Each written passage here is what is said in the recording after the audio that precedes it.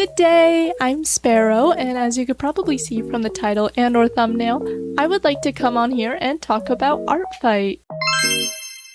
I wanted to share 10 tips that I wish people had told me when I first started. Now this is my first ever video since my amazing YouTube debut at 11 years old, when I was posting LPS and Minecraft Skyblock content recorded on my family camcorder.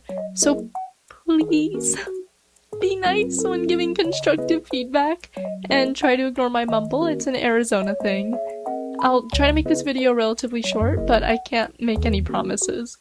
My first tip is gonna be about your profile. I get it, I'm not a coder either, so I don't have the coolest profile like some of the folks on the website. However, I think it's worth it to at least customize a little. It's really easy to import photos onto your bio. Just copy the image address and paste it into the link space when you click Insert Image. I found a lot of assets on Tumblr, but I believe many people find theirs on specific websites. Just make sure to credit the people who make the assets. I find that people who customize their profile are a lot more memorable, as I can associate an OC with a profile and go back to find it if I forget to bookmark them.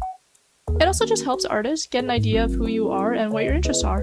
If you post something like a stamp of a really niche show like Astra Lost in Space, I've literally seen one person ever talk about that show, so if you know it, hit me up. Then people with that niche interest can also comment and you can make like a possible friend. It's also just fun, and I'm all about fun. Going off of your bio, this is a much smaller thing, but I think it can really help some people. Tip 2. Make a status report on your bio. I have working on, followed by if I'm working on attacks, defenses, taking a small break from either, etc. Right now it says doodles. I luckily finished my refs early this year for once, and I'm really just waiting for the event to start, but in the meantime I'm working on sketches and smaller drawings for some characters that I have less drawings of. A status can also help those viewing your profile see if you're open to defending. Some people attack people who primarily do defenses, and then they wait for a defense. In that case, if the artist is burnt out from defenses and is working on attacks again, it can signal to the attacker that it may be a minute. The next 3 are more about OC sheets and pages.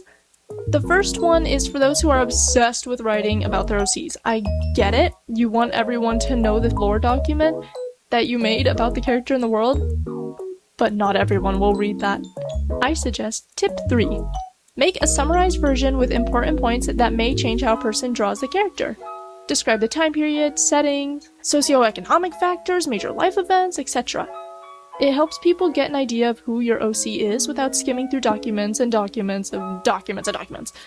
This also helps reduce the risk of someone mischaracterizing your OC because they didn't want to read. This next tip also helps reduce mischaracterization. Tip 4. Put some core character traits that we should know about when drawing your character. I wouldn't want to draw a super mysterious, brooding character to be like an open, happy socialite. Not to say that they can't be a socialite, but generally people don't like mischaracterization. Personality traits are a great way for an audience to know who your character is and what their vibe is. I noticed that some people even like making mood boards for their OCs. I love it. I love it when people make those kinds of creative things to get to know characters. Another way to get to know a character and their circumstances is fandoms or general labels. My next piece of advice is tip 5. Use the tag system. It's a great feature and an amazing tool. When making my OC Bubble Bath, I got to use the My Little Pony tags, which may help people who draw in that fan base to find my OCs easier.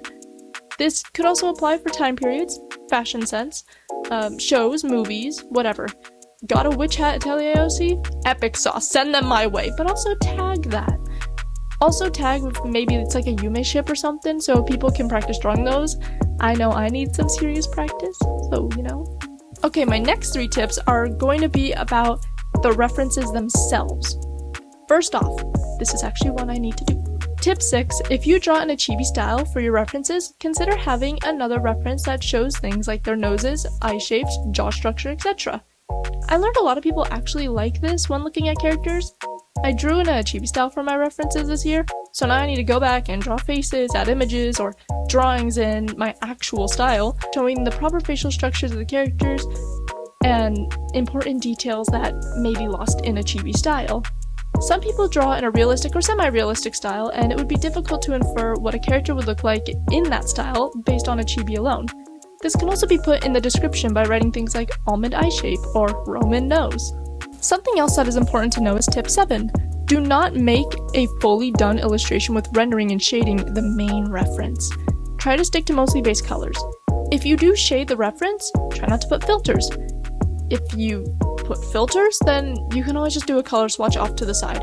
I had to explain to my boyfriend that he cannot just have people infer the colors and that it's supposed to be a chill event where people can just color pick from the image or color swatches. Every time I've drawn him and I together, I always color pick from past drawings. I guess he didn't know that. Oopsie daisy. Tip number 8 is also a quick one. You do not have to make new references. Oh, but Sparrow, your references are all new. Shush. I removed a ton of characters from my page and just kept the ones I cared about. You do not have to remake all of your references. Just make new ones for updated characters or characters you really care about.